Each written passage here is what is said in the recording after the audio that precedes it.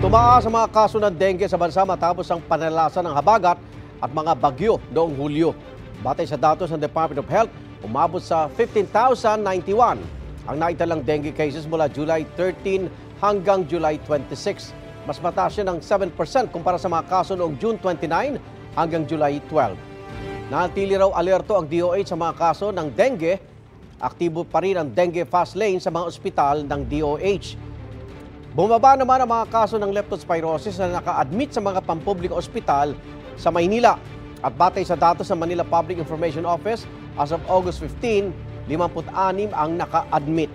Mas mababa yan kumpara sa naitalang 87 pasyenteng naka-admit noong August 11.